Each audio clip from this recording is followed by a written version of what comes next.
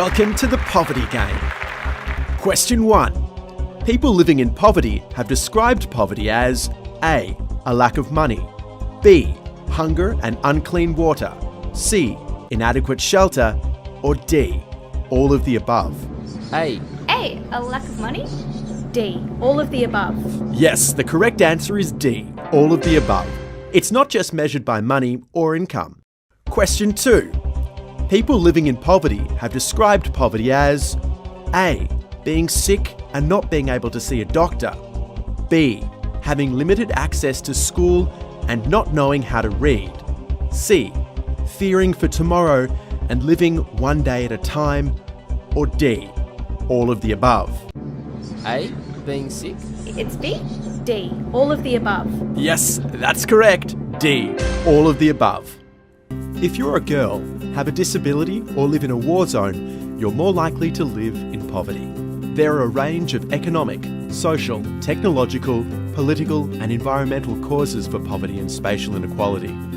Some of Australia's neighbours live in nations that are stuck in a cycle of poor infrastructure, low investment and low trade. Some are particularly vulnerable to climate change and geographic isolation, especially in rural areas.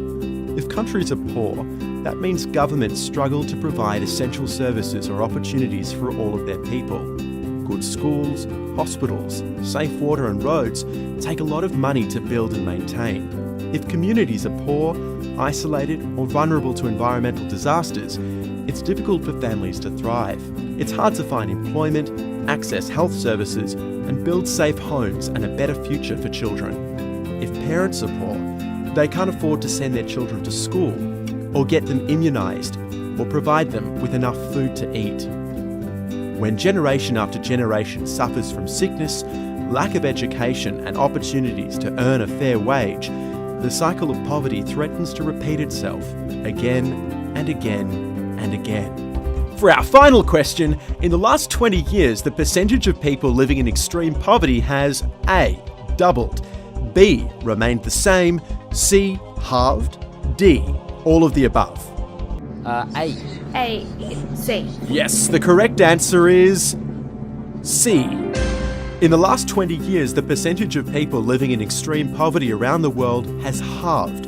It's gone from 36% to 18%. While poverty and spatial inequality are major issues for human well-being, there is evidence of change for the better. Effective aid and development strategies work with increasing trade to improve human well-being for communities around the world.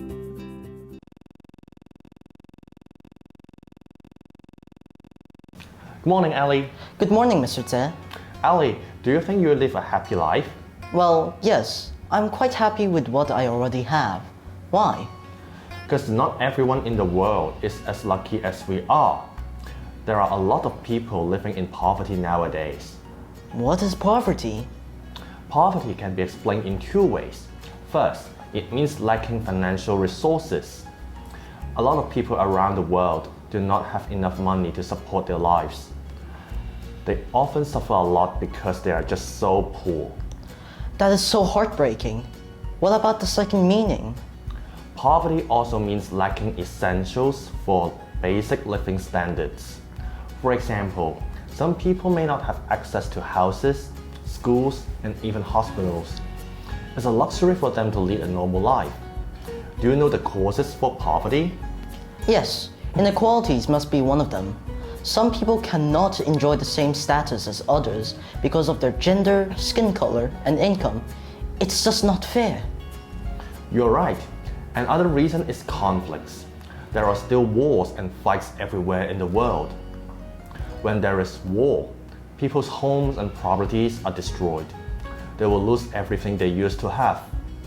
I guess lacking government support is also one of the main reasons.